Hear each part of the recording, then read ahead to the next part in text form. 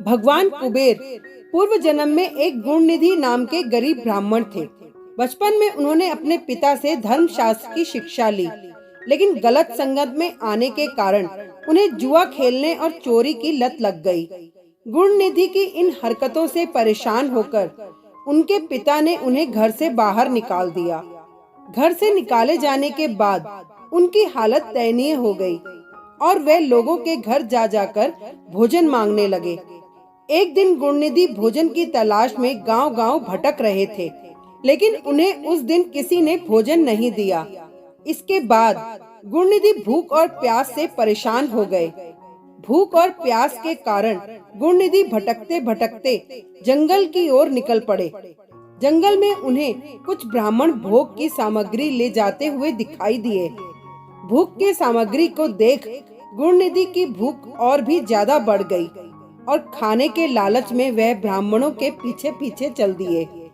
ब्राह्मणों का पीछा करते करते गुणनिधि एक शिवालय आ पहुँचे, जहाँ उन्होंने देखा कि ब्राह्मण भगवान शिव की पूजा कर रहे थे और भगवान शिव को भोग अर्पित कर भजन कीर्तन में मग्न हो गए। गुणनिधि शिवालय में भोजन चुराने की ताक में बैठे हुए थे।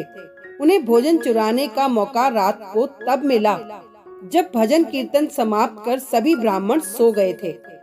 गुणनिधि दबे पांव भगवान शिव की प्रतिमा के पास पहुँचे, लेकिन वहाँ इतना अंधेरा था कि उन्हें कुछ दिखाई ही नहीं दे रहा था।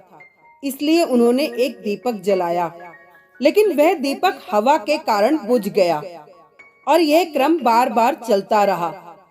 अंत में वे वहां से भोग प्रसाद चुराकर भागने की कोशिश करने लगे। भागते समय एक ब्राह्मण ने उन्हें देख लिया और चोर चोर चिल्लाने लगा। गुणनिधि वहां से जान बचाकर भाग निकले, लेकिन वह नगर के रक्षकों का निशाना बन गए।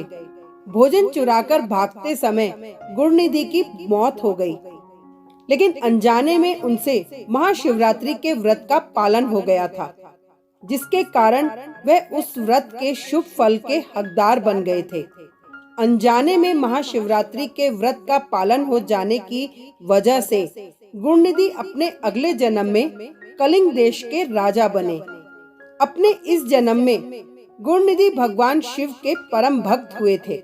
वे सदैव भगवान शिव की भक्ति में खोए रहते थे। उनकी इस कठिन तपस्या और भक्ति को देखकर भगवान शिव उन पर प्रसन्न हुए। ये भगवान शिव की ही माया थी, जिसके कारण एक गरीब ब्राह्मण धन के देवता कुबेर कहलाए और संसार में पूजनीय बन गए। Thank you.